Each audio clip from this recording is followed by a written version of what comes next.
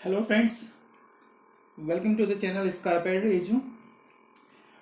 Friends, जैसा कि आप सभी जानते हैं कि उत्तर प्रदेश अधीनस्थ सेवा चयन आयोग लखनऊ के द्वारा विज्ञापन जारी किया गया है राजस्व लेखपाल की नियुक्ति के लिए। जिन लोगों ने भी पीईटी की परीक्षा दी थी वो ही राजस्व लेखपाल का फॉर्म फिल कर पाएंगे। तो इसके नोटिफिकेशन से जुड़ी हुई कुछ इंपॉर्टेंट बातों को मैं आज आपके साथ शेयर करूंगा कि नोटिफिकेशन में क्या क्या आयोग की तरफ से दिया गया है, क्या आपकी योग्यताएं रहने वाली हैं, अधिमानित योग्यताएं कौन सी रहेंगी, ये सभी चीज़ें मैं आपके साथ आज शेयर करूंगा। तो दोस्तों देखते हैं, नोटिफिकेशन में सबसे पहले दिया गया है ऑनलाइन आवेदन शुल्क जमा करना प्रारंभ होने की तिथि, यानी कि आप फॉर्म कब से फिल कर सकेंगे। इसके लिए जो डेट दी है आयोग ने वो 7 जनवरी 2022, यानी कि 7 जनवरी से आप अपना फॉर्म फिल कर सकते हैं। हालांकि ये जो वीडियो है थोड़ा सा लेट है, उसके लिए सॉरी दोस्तों, लेकिन पूरा नोटिफिकेशन आज देखेंगे और पढ़ेंगे अच्छे से। नोटिफिकेशन पढ़ने के बाद ही आप लोग फॉर्म को फिल करें।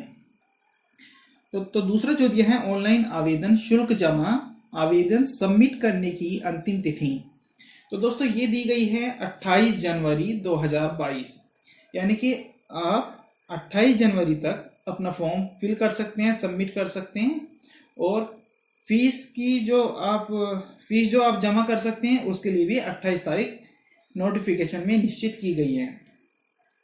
अब तीसरे नंबर पर दिया गया है आवेदन में संशोधन। यदि आपका कोई संशोधन है, कोई त्रुटि है नेम में या फिर फादर नेम में और भी जो चीजें दी हैं उनको आगे क्लियर करेंगे। इसके लिए आपको 7 और दिन एक्स्ट्रा दिए गए हैं। 4 फरवरी 2022 तक आप संशोधन कर सकते हैं। 28 से लेकर 4 के बीच में आप संशोधन कर सकते हैं और 4 फरवरी अंतिम तिथि है। आगे देखते हैं दोस्तों, विशेष कथन देखिए क्या लिखा है। उपरोक्त विज्ञापन के सापेक्ष आवेदन व फीस जमा करने की अंतिम तिथि, ये मैंने आपको बता दिया है कि 28 जनवरी है लास्ट डेट। इस तिथि के बाद कोई आवेदन फीस स्वीकार नहीं होगी। इसके बाद ना तो आप आवेदन कर सकेंगे और ना ही आप फीस सबमिट करा सकेंगे। तो जो भी आपको करना है 28 तारीख से पहले या 28 तारीख तक आपको करना होगा। आगे लिखा है आवेदक अपने आवेदन का प्रिंट आउट तब तक नहीं निकाल सकेगा, थोड़ा सा बड़ा कर लेंगे, प्रिंट आउट तब तक नहीं निकाल सकेगा जब तक कि उसकी फीस का समायोजन बैंक द्वारा नहीं कर दिया जाता। जब तक आपकी फीस सबमिट नहीं होगी तब तक आप फाइनल प्रिंट आउट नहीं ले सकेंगे। अतः अभ्यर्थी द्वारा बैंक से शुल्क का समायोजन 28 जनवरी 2022 तक अथवा उसके पश्चात विलंबतम 7 दिवस के अंदर अर्थात दिनांक 4/2/2022 तक अनिवार्य रूप से करा लिया जाए। या तो आप 28 तक करा लें या फिर विलंबतम फीस जो आप देंगे उस 7 दिवस के अंदर, यानी 7 दिनों के अंदर 4 फरवरी तक आपको ये अनिवार्य रूप से करा लेना है। कोशिश कीजिएगा दोस्तों कि जल्द से जल्द आप इस फॉर्म को फिल करें, जिनको भी ये फॉर्म फिल करना है या जो फिल करना चाह रहे हैं। आगे लिखा है इस अवधि में अभ्यर्थी अपने आवेदन में अनुमन्य विवरण को संशोधित कर सकता है। और ये जो 28 से लेकर 4 के बीच का जो समय होगा, 28 जनवरी से लेकर 4 फरवरी के बीच का जो समय होगा, इसमें आप संशोधन भी कर सकते हैं। देखते हैं आगे। उत्तर प्रदेश अधीनस्थ सेवा चयन आयोग लखनऊ के विज्ञापन संख्या 1 परीक्षा 2022 राजस्व लेखपाल मुख्य परीक्षा के अंतर्गत राजस्व परिषद उत्तर प्रदेश लखनऊ के नियंत्रणाधीन 8085 राजस्व लेखपाल के पदों पर चयन हेतु भारत के नागरिकों से ऑनलाइन आवेदन आमंत्रित किए जाते हैं। दोस्तों इसमें जो कुल पोस्ट रहने वाली हैं वो है 8085। आगे देखते हैं, राजस्व लेखपाल मुख्य परीक्षा हेतु अभ्यर्थी की शॉर्ट लिस्टिंग उनके प्रारंभिक अर्हता परीक्षा 2021 यानी कि पीईटी 2021 के स्कोर के आधार पर ही की जाएगी। अतः इस परीक्षा में प्रतिभाग हेतु केवल वही अभ्यर्थी ऑनलाइन आवेदन कर सकते हैं जो प्रारंभिक अर्हता परीक्षा 2021 पीईटी 2021 में सम्मिलित हुए हैं एवं उन्हें आयोग द्वारा स्कोर कार्ड जारी किया गया है। दोस्तों, इस पैराग्राफ में लिखा है कि जिन्होंने पीईटी दिया था केवल वही अभ्यर्थी राजस्व लेखपाल की मुख्य परीक्षा के फॉर्म को फिल कर सकते हैं। इसके अलावा और कोई इस फॉर्म को फिल नहीं कर सकेगा। परंतु यह कि जब तक आयोग स्तर से जांच के अधीन व औपबंधिक श्रेणियों के अभ्यर्थियों के प्रकरणों में अंतिम निर्णय नहीं लिया जाता, तब तक इन श्रेणियों के अभ्यर्थियों को भी आयोग के द्वारा आयोजित की जाने वाली विभिन्न मुख्य परीक्षाओं में आवेदन की औपबंधिक रूप से अनुमति इस प्रतिबंध के साथ प्रदान की जाती है कि ऐसे अभ्यर्थियों की मुख्य परीक्षा हेतु शॉर्ट लिस्टिंग व चयन संबंधी अग्रेतर कार्यवाही आयोग द्वारा की जा रही जांच के परिणाम या निर्णय के अधीन होगी। तो दोस्तों, जो भी श्रेणियां हैं ऐसी जो जांच के अधीन हैं अभी आयोग स्तर से, ये उनके लिए है। जब तक वो क्लियर नहीं हो जाता तो ये उसके अधीन ही पूरा रहेगा। इसको आप पढ़ लेंगे। अब देखते हैं पॉइंट 1 जो लिखा है, ऑनलाइन आवेदन करने वाले अभ्यर्थियों के लिए आवश्यक सूचना।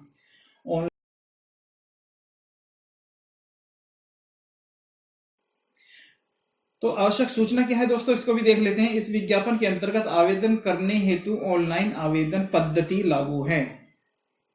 ठीक है, ऑनलाइन एप्लीकेशन सिस्टम है, ऑनलाइन फॉर्म फिल इसमें आप करेंगे। अन्य किसी माध्यम से प्रेषित आवेदन स्वीकार नहीं किया जाएगा। तो आपको ऑनलाइन ही एप्लीकेशन को फिल करना होगा और कोई दूसरा मेथड यहाँ नहीं है। और अभ्यर्थी आयोग की वेबसाइट upssc.gov.in पर आप ऑनलाइन आवेदन कर सकते हैं। पॉइंट नंबर 2, आवेदन की प्रक्रिया, यानी कि क्या प्रोसीजर रहने वाला है। अभ्यर्थियों से अपेक्षा की जाती है कि वह विज्ञापन को सावधानी पूर्वक पढ़ें, यानी कि जो मैं पढ़ रहा हूं इसको आप अच्छे से एक बार खुद से भी अपने आप से भी आप एक बार पढ़ लें। मैं आपको पढ़कर सारी चीजें क्लियर कर रहा हूं, लेकिन फिर भी आप इसके बाद भी इसे एक बार आसानी से पढ़ लें बैठ के, जिससे आपको फॉर्म फिल करने में आसानी रहे।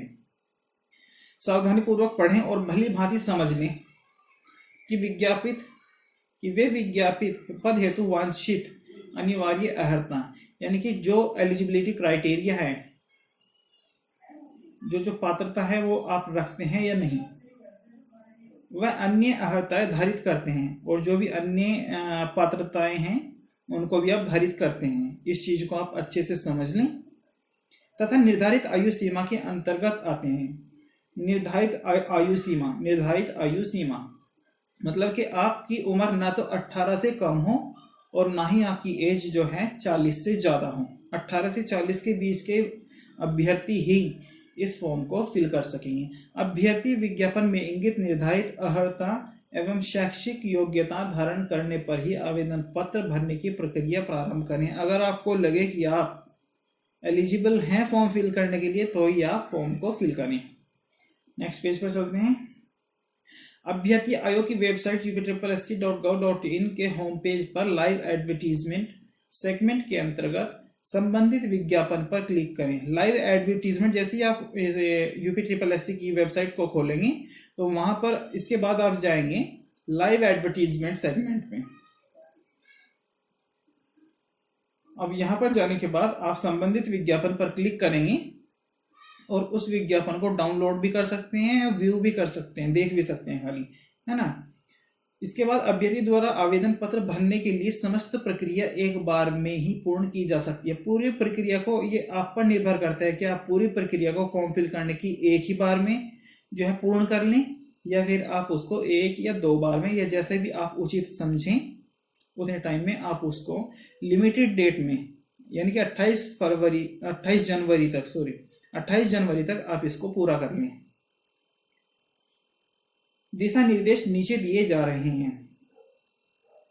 आवेदन की प्रक्रिया में अभ्यर्थियों को ऑनलाइन आवेदन भरने से संबंधित दिशा निर्देश नीचे दिए जा रहे हैं। आवेदन आपको किस तरीके से करना है वो पूरा प्रोसीजर इन्होंने नीचे बताया है, उसको भी हम एक एक करके पूरा पढ़ेंगे और समझेंगे।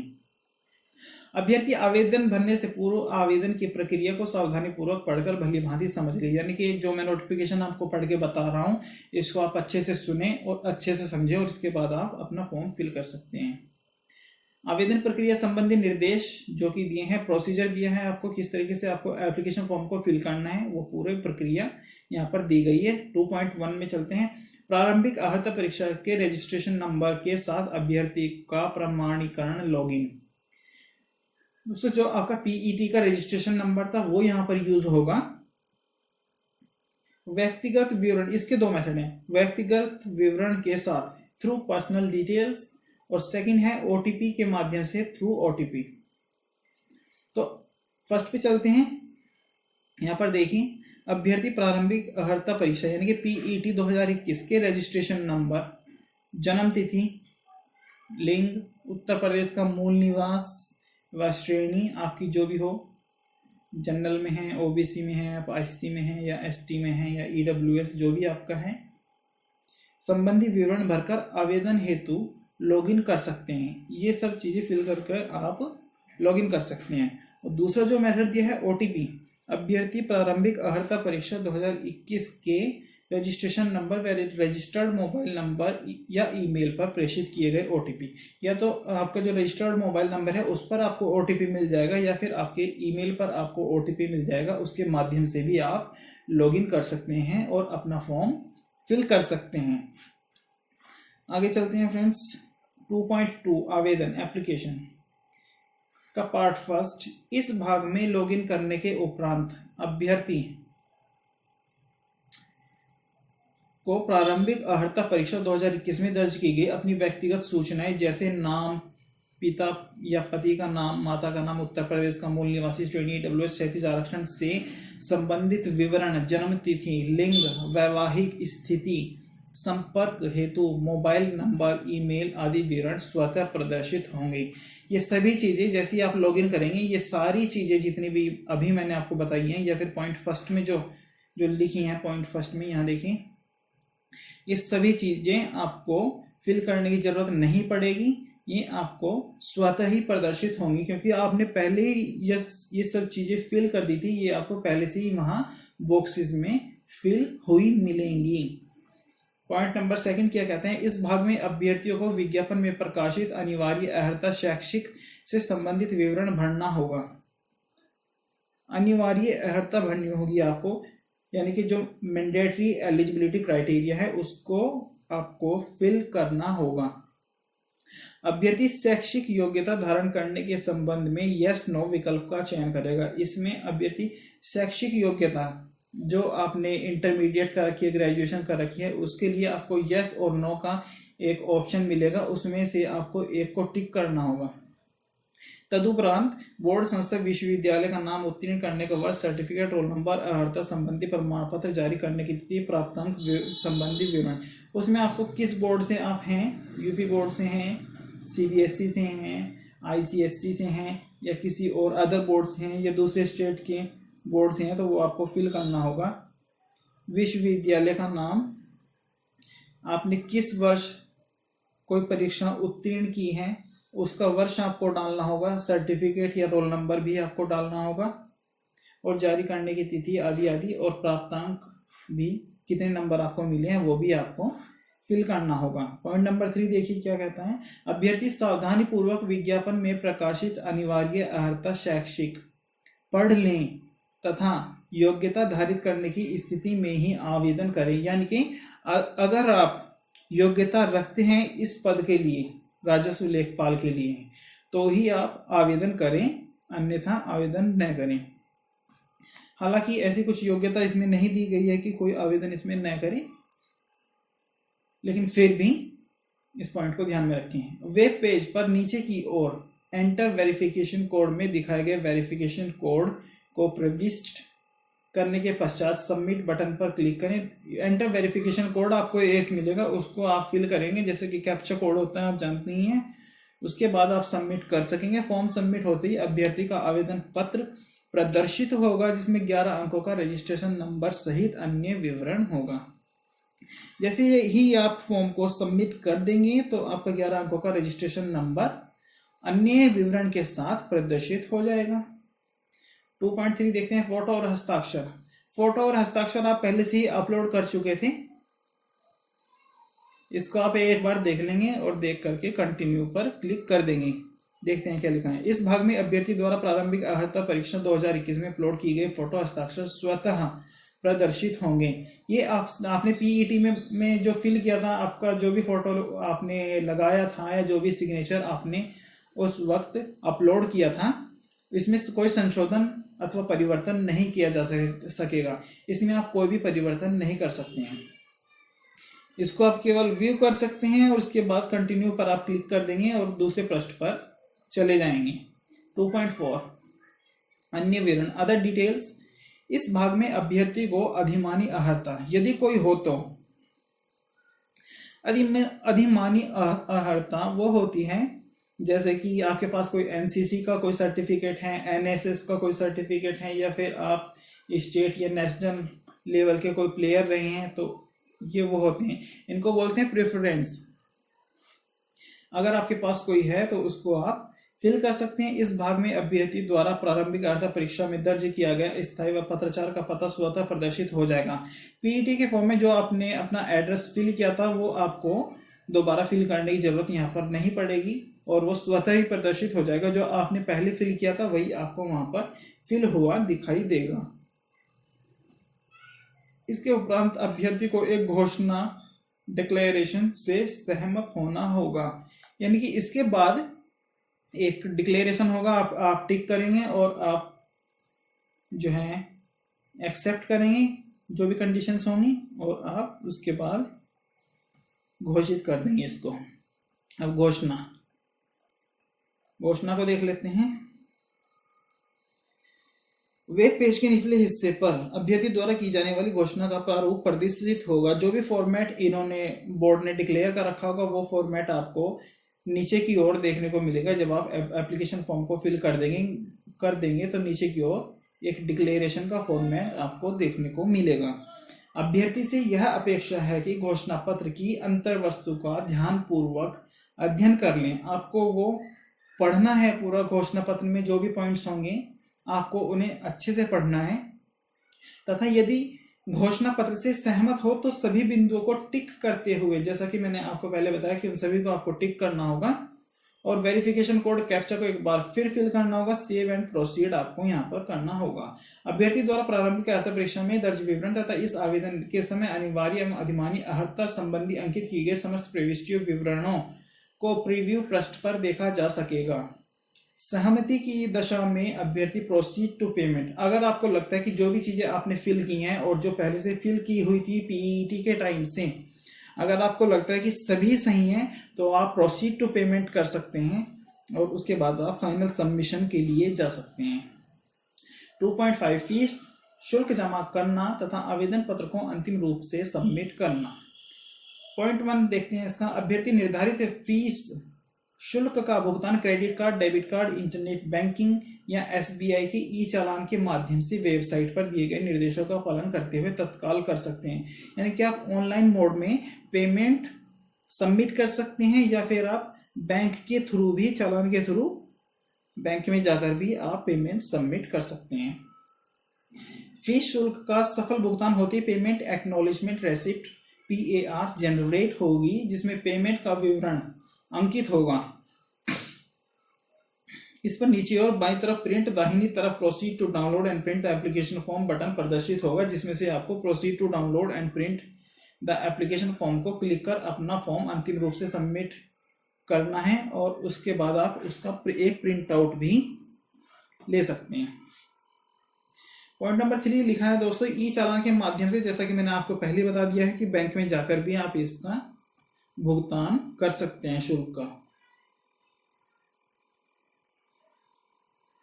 जब आप फीस को एक बार सबमिट कर देंगे तो भुगतान करने के बाद अभ्यर्थी एप्लीकेंट सेगमेंट में जाकर update your transaction ID bye double verification mode के माध्यम से आवश्यक विवरण भरने के उपरांत तुरंत फॉर्म का अगला भाग पूर्ण कर सकते हैं। यानी कि फीस के बाद जो लोग ई चालान से करेंगे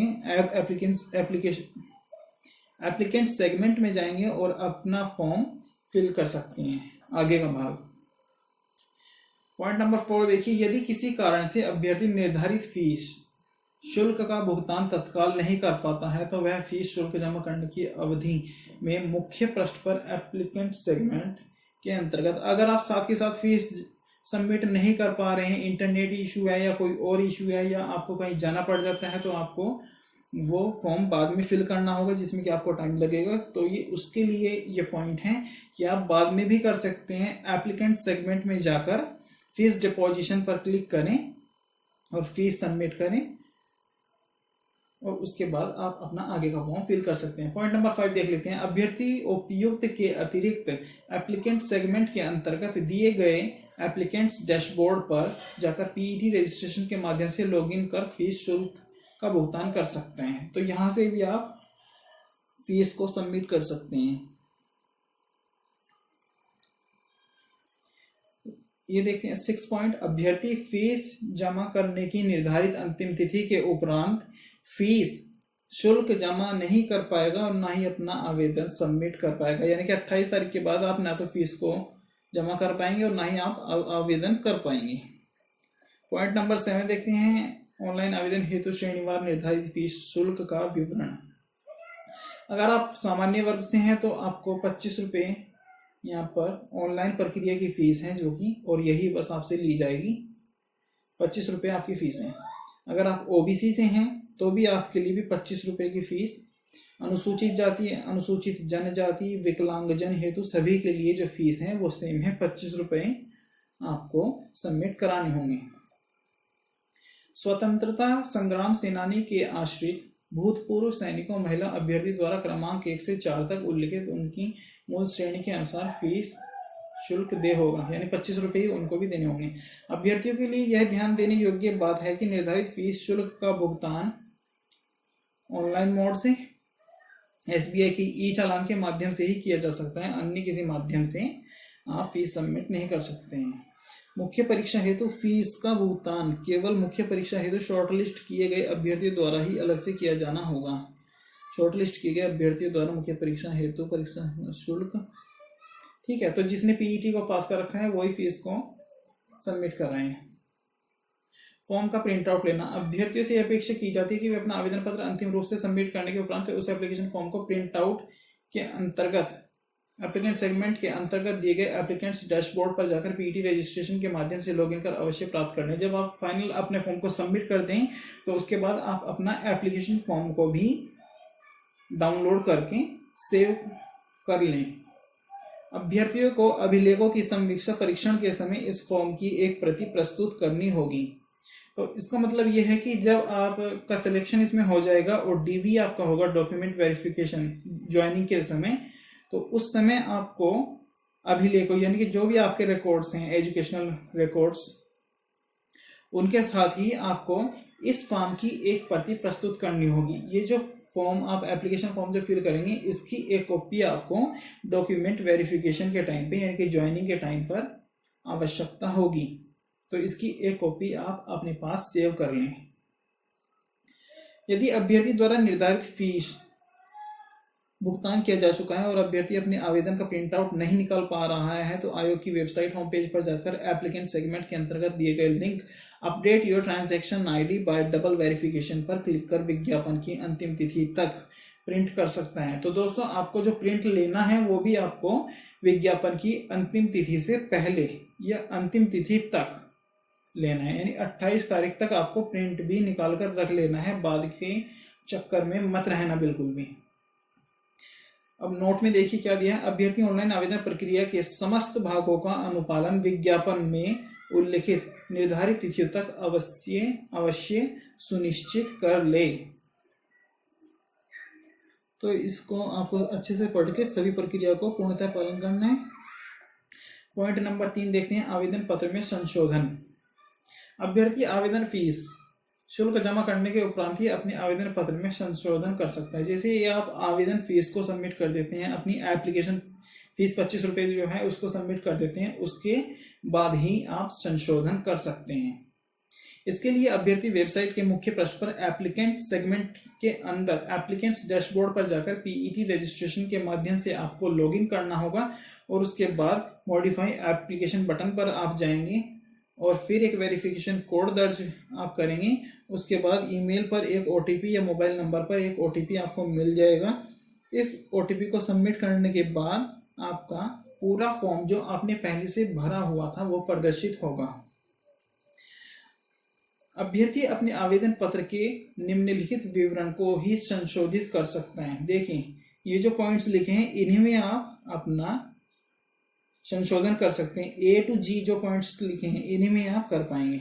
अब देखते हैं कौन कौन से हैं। नाम में वर्तनी, यदि आपके नाम में कोई स्पेलिंग मिस्टेक हो गया है उसको आप जो है सही कर सकते हैं या फिर संशोधित कर सकते हैं। पॉइंट बी है, पिता के नाम में स्पेलिंग मिस्टेक को भी आप संशोधित कर सकते हैं। पत्राचार का पता, अपने पते में भी आप जो है एड्रेस उसमें भी आप संशोधन कर सकते हैं। पॉइंट डी, अन्य व्यक्तिगत विवरण जैसे ईडब्ल्यूएस एवं क्षैतिज आरक्षण की श्रेणी DFF ex serviceman, physically handicap आदि में भी आप जो है संशोधन कर सकते हैं। जाति की श्रेणी में कर सकते हैं, OBC, SC, ST, जनरल, इसमें भी आप अगर आपसे बाय मिस्टेक किसी और जाति पर क्लिक हो गया था PET के समय या है ना PET के समय, तो उसे भी आप संशोधित कर सकते हैं। पॉइंट एफ में लिंग जेंडर, कई बार कुछ बच्चे होते मेल हैं फीमेल पर क्लिक कर देते हैं, तो ऐसे बच्चे या फीमेल होते हैं मेल पर बाय मिस्टेक हो जाता है कई बार, तो उसको भी आप संशोधित यहाँ पर कर सकते हैं। पॉइंट जी दिया है, आवेदन में अनिवार्य अधिमानी अर्हता संबंधी दर्ज किया गया विवरण, यानी कि जो मैंडेटरी एलिजिबिलिटी थी उसमें भी आप संशोधन कर सकते हैं। अगर आपका कोई संशोधन है, आपने नंबर गलत भर दिए हैं या फिर प्राप्तांक वगैरह जो आपको मिले हैं गलत भर दिए हैं, बोर्ड का नेम गलत हो गया है, जो भी कुछ है उसको भी आप इजीली संशोधन कर सकते हैं।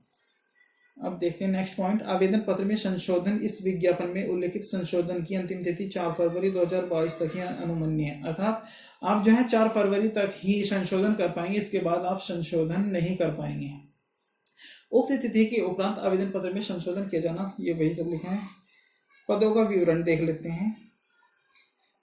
विभाग का नाम सबसे पहले दिया है राजस्व परिषद उत्तर प्रदेश लखनऊ, पद नाम लेखपाल का फॉर्म भर रहे हैं। वेतन बैंड देख लेते हैं 5200 से लेकर 20,200 तक, और ग्रेड पे जो दिया है 2000 जो कि क्लर्क लेवल का होता है। आयु, आपकी आयु जो है 18 से 40 हो, 18 से कम ना हो और 40 से ज़्यादा ना हो।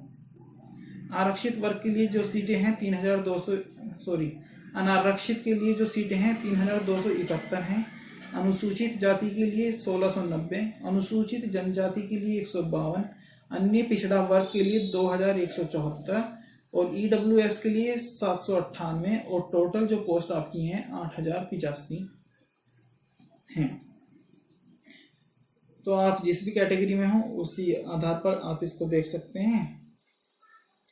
4.1 में दिया है उत्तर प्रदेश लेखपाल नियमावली संशोधित, लेखपाल के समान मंडलवार, ये कुछ खास नहीं है दोस्तों, इसको पढ़ने की आवश्यकता मुझे नहीं लगती है। उपयुक्त रिक्त पद के लिए केवल एक ही आवेदन करना है दोस्तों, आपको एक ही एप्लीकेशन फॉर्म फिल करना है। यदि आप एक से ज़्यादा करते हैं तो जो आपका लास्ट वाला एप्लीकेशन फॉर्म होगा वही मान्य होगा, उससे पहले के सारे निरस्त कर दिए जाएंगे। 4.3 में क्या लिखा है, अभ्यर्थी को आवेदन करते समय आवेदन की अंतिम तिथि संबंधी शैक्षिक अर्हता धारित की जानी चाहिए। आपके पास जो एलिजिबिलिटी रिक्वायर्ड है वो होनी चाहिए फॉर्म फिल करने की लास्ट डेट तक, इस बात का आप खास ध्यान रखें। 4.4 उत्तर प्रदेश शासन के आरक्षण संबंधी नवीनतम अधिनियम अध्यादेशों शासनादेशों में निर्धारित नीति निर्देशों के अनुरूप अनारक्षित आरक्षित रिक्तियों की संख्या में परिवर्तन हो सकता है। आरक्षित और अनारक्षित पदों की संख्या में परिवर्तन जो है बोर्ड कर सकता है। 4.5 उपयुक्त सारणी के उल्लिखित रिक्तियों की कुल श्रेणीवार संख्या घट बढ़ सकती है। क्षैतिज आरक्षण का विवरण दिया है। स्वतंत्रता संग्राम सेनानी के आश्रितों के लिए 149 पद हैं और विकलांग के लिए भी हैं। दृष्टिहीनता ये सब आप देख लेंगे, दृष्टिहीनता एवं कम दृष्टिहीनता के लिए कोई पद नहीं, 0। और बधिर और श्रवण शक्ति में ह्रास वालों के लिए 102 पद हैं। प्रमस्तिष्कीय अंगघात, उपचारित कुष्ठ, बौनापन, एसिड आक्रमण पीड़ित और मांसपेशी, इस सब के लिए 122 पद हैं। और पॉइंट डैम है, यहाँ पर पिच अस्ती भी है। महिलाओं के लिए 1604 पद हैं और सैन्य वियोजित भूतपूर्व सैनिक एक्स सर्विसमैन जो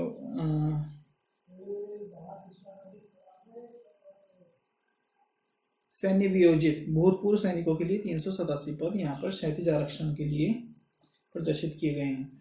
5.1 में चलते हैं दोस्तों, स्वतंत्रता संग्राम सेनानियों। ये तो इससे आपका कोई मतलब नहीं है, इसको आप एक बार बस पढ़ लेंगे, बाकी आप इसका कुछ वो तो है नहीं। शासनादेश वगैरह हैं ये तो, लेकिन फिर भी आप इनको एक बार पढ़ लेना अपने आप से।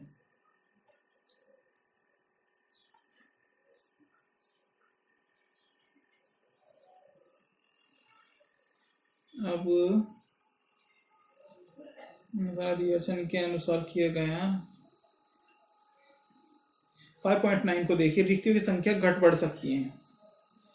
अनिवार्य अहर्ता शैक्षिक यानी कि एलिजिबिलिटी क्राइटेरिया जो रहने वाला है उसको देख लेते हैं एक बार। अनिवार्य अहर्ता शैक्षिक, यहाँ पर देखिए, अभ्यर्थियों को माध्यमिक शिक्षा परिषद उत्तर प्रदेश की इंटरमीडिएट परीक्षा या सरकार द्वारा इसके समकक्ष मान्यता प्राप्त कोई अन्य परीक्षा उत्तीर्ण होना आवश्यक है। तो दोस्तों आपको इंटरमीडिएट की परीक्षा पास होना ही चाहिए इस फॉर्म को फिल करने के लिए। ये मैंडेटरी है, यानी कि ये अनिवार्य है, इसके बिना आप फॉर्म फिल नहीं कर पाएंगे। और अधिमानी अहर्ता, इसको देखते हैं, ये है प्रेफरेंस। अगर किन्हीं दो बच्चों के नंबर समान रहते हैं तो ऐसे बच्चों को अधिमान दिया जाएगा जिन्होंने प्रादेशिक सेना में न्यूनतम 2 वर्ष की अवधि तक सेवा की हो, या फिर राष्ट्रीय कैडेट कोर जिसे आप एनसीसी भी कहते हैं का बी प्रमाण पत्र प्राप्त किया हो, तो ऐसे बच्चों को अधिमान दिया जाएगा। अब चलते हैं आगे। आयु सीमा आपकी 18 से 40 वर्ष होनी चाहिए, और अगर आप रिजर्व कैटेगरी से हैं तो इसमें आपको छूट भी मिलती है।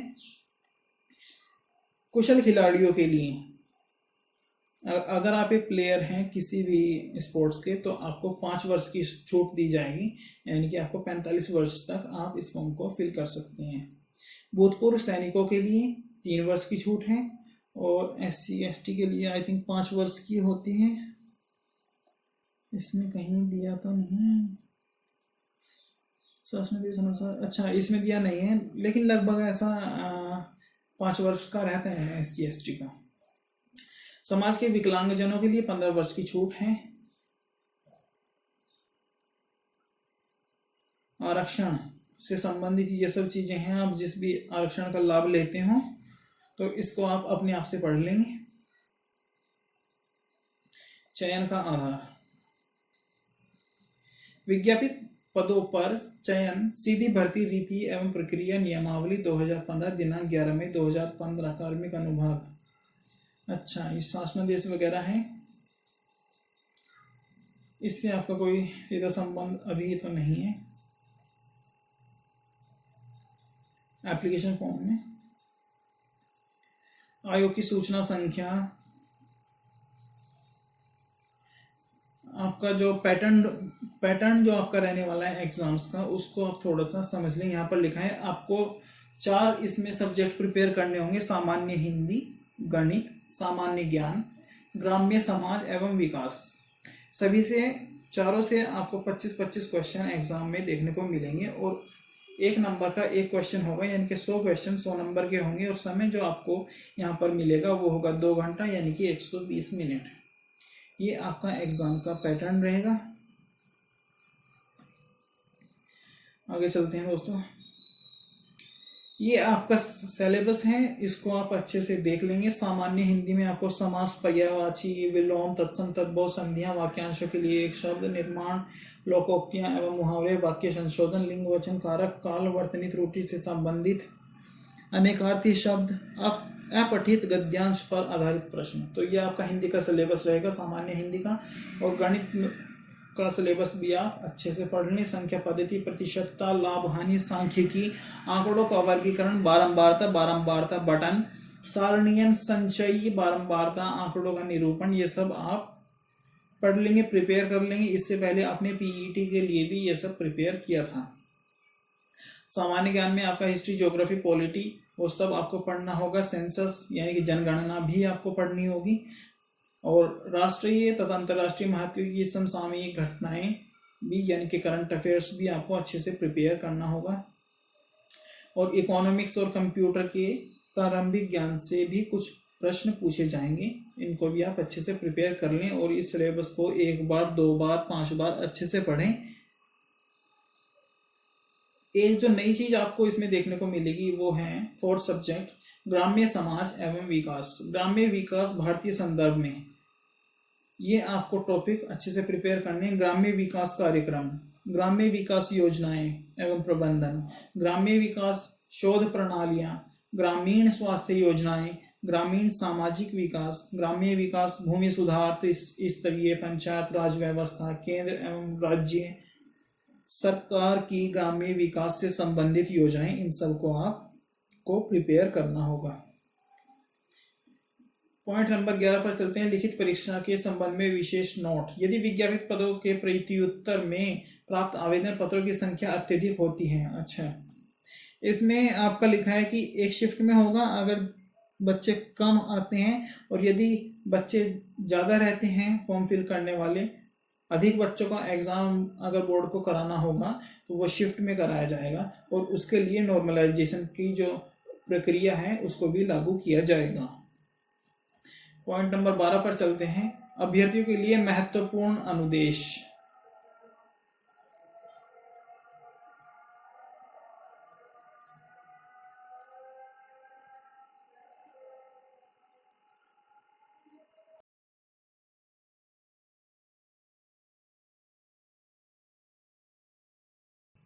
अपनी श्रेणी अवश्य अंकित करें। पहले पॉइंट में यही बताया गया है। 12.2 एक से अधिक आरक्षित श्रेणी का दावा करने वाले अभ्यर्थियों को केवल एक छूट जो अधिक लाभकारी होगी अनुमन्य होगी। तो ये पूरी तरह जो है रिजर्वेशन से संबंधित है, इसको आप पढ़ लेंगे। अनुसूचित जाति, अनुसूचित जनजाति, अन्य पिछड़ा वर्ग, कमजोर वर्ग, आर्थिक रूप से कमजोर वर्ग, स्वतंत्रता संग्राम सेनानी के आश्रित, भूतपूर्व सैनिक एवं विकलांगजन और उत्तर प्रदेश के मूल निवासी नहीं है उन्हें आरक्षण, यानी कि जो किसी और स्टेट के भर्ती हैं भले वो रिजर्वेशन कैटेगरी से हों तो भी उनको रिजर्वेशन यहाँ नहीं मिलेगा। आपके पास डोमिसाइल होना चाहिए उसी राज्य का जहाँ पर आप रिजर्वेशन चाह रहे हैं। अगर आप यूपी का डोमिसाइल अगर आपके पास है तो ही आपको यूपी में रिजर्वेशन मिलेगा। उत्तर प्रदेश के वर्गीकृत खेलों के कुशल खिलाड़ियों, भूतपूर्व सैनिकों उत्तर प्रदेश द्वारा आवेदन निर्धारित रूप से पर सक्षम अधिकारी द्वारा निर्गत प्रमाण पत्र पर अपना दावा यथा निर्दिष्ट विधि से प्रस्तुत करेंगे। तो आपको भी यहाँ पर लिखा है कि निर्धारित प्रारूप में आपको यहाँ पर सक्षम अधिकारी के द्वारा निर्गत प्रमाण पत्र आपको सबमिट करना होगा। 12.5 को देखते हैं। उत्तर प्रदेश की अनुसूचित जाति, अनुसूचित जनजाति जैसी भी स्थितियों की श्रेणी में आने वाले व्यक्ति के पुत्र या पुत्री अथवा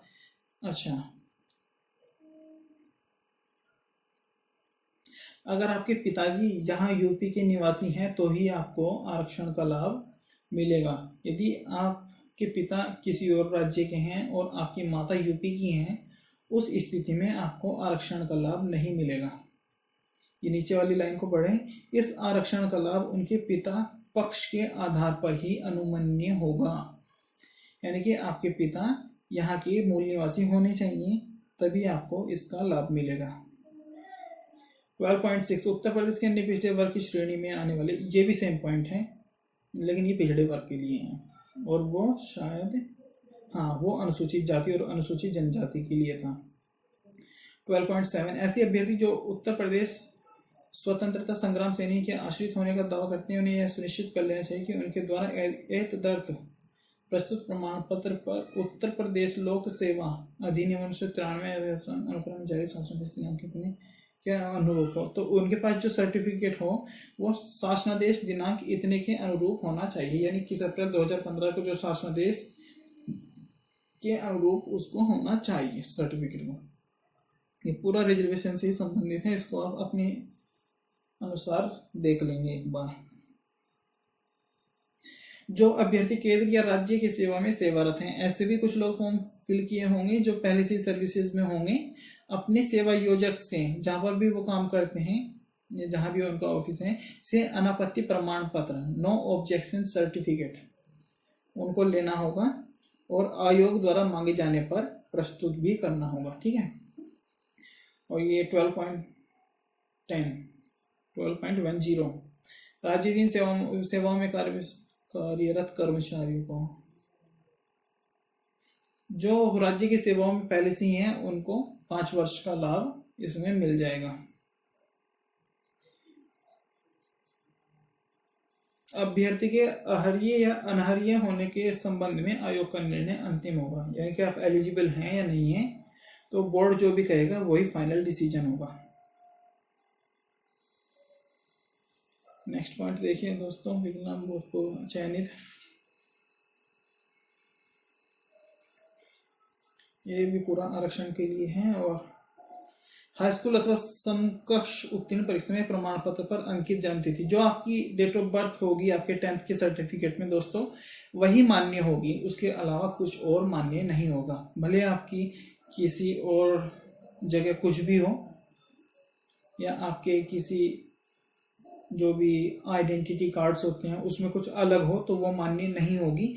आपकी जो 10th में जो होगी, जो सर्टिफिकेट में होगी 10th की, वही मान्य होगी। दूसरा पॉइंट देखिए, शैक्षिक योग्यता की पुष्टि में प्रमाण पत्र उपाधि की स्वप्रमाणित प्रति मांगे जाने पर प्रस्तुत करना होगा। तो आपको सेल्फ अटेस्टेड कॉपी को प्रस्तुत करना होगा जब बोर्ड आपसे इनकी मांग करेगा। अब इसकी कोई जरूरत नहीं। परीक्षा की तिथि, समय एवं केंद्रों आदि पर संबंध में सूचना प्रवेश के माध्यम से अनुक्रमांक सहित दी जाएगी। परीक्षा की तिथि, समय और केंद्र आदि के संबंध में सूचना प्रवेश पत्र में दी जाएगी, उसमें दी जाती है। आवंटित परीक्षा केंद्र पर ही परीक्षा देनी होगी। परीक्षा केंद्र जो है बदला नहीं जाएगा किसी भी दशा में। इस संबंध में अनावश्यक पत्राचार न करें, यानी कि आपको जो भी परीक्षा केंद्र अलॉट होगा उसी पर आपको जाकर परीक्षा देनी होगी, इसमें कोई बदलाव नहीं होगा। आवेदन पत्र में जन्मतिथि का उल्लेख न करने, अधिवयस्क या अल्पवयस्क होने पर, न्यूनतम शैक्षिक अर्हता धारित न करने पर अभ्यर्थन निरस्त किया जा सकता है। अगर आप योग्य नहीं है तो उस केस में जो है निरस्त भी किया जा सकता है।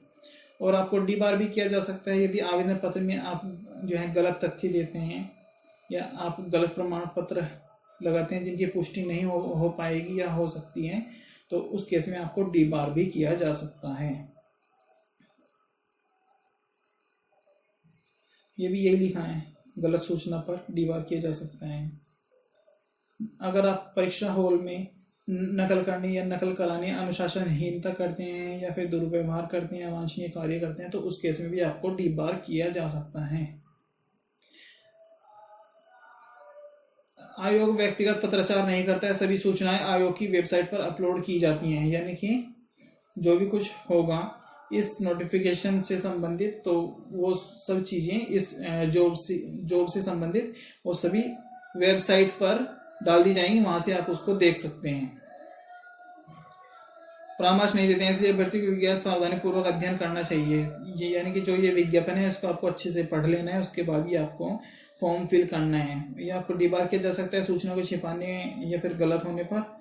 और आपको जो है अगर आवेदन भरने में कोई भी कठिनाई होती है तो ये आपको दूरभाष नंबर दिया गया है, इस पर आप संपर्क कर सकते हैं, या फिर आयोग की वेबसाइट पर भी आप अपनी समस्या का हल प्राप्त कर सकते हैं।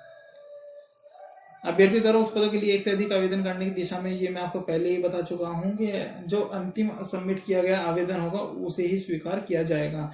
अभ्यर्थी आवेदन में संशोधन अंतिम तिथि तक ही अपने आवेदन प्रश्न में अनुबंधित विवरण को संशोधित कर सकते हैं, यानी कि 4 फरवरी तक ही आप जो है संशोधन कर सकते हैं, उसके बाद आप संशोधन नहीं कर पाएंगे। और ये इतना ही था नोटिफिकेशन, ये पूरा मैंने आपको पढ़कर समझा दिया है, बता दिया है। फिर भी आप इसको एक बार अपने से पढ़ लें। और ये कुछ सर्टिफिकेट्स के फॉर्मेट्स दिए गए हैं, अगर ये आपके पास हैं तो बहुत अच्छी बात है, और नहीं है तो इनको आप लास्ट डेट, जो भी फॉर्म फिल करने की लास्ट डेट है उससे पहले इनको आप प्राप्त कर लें। भविष्य में आपको ज्वाइनिंग के समय पर इनकी आवश्यकता पड़ सकती है। तो ये सभी सर्टिफिकेट्स के फॉर्मेट्स दिए हैं, तो पूरा नोटिफिकेशन यहाँ पर कंप्लीट हो जाता है। और मैंने आपको ये पूरा नोटिफिकेशन बता दिया है दोस्तों। इसमें मेरी आपसे ये रिक्वेस्ट रहेगी कि आप जल्द से जल्द इस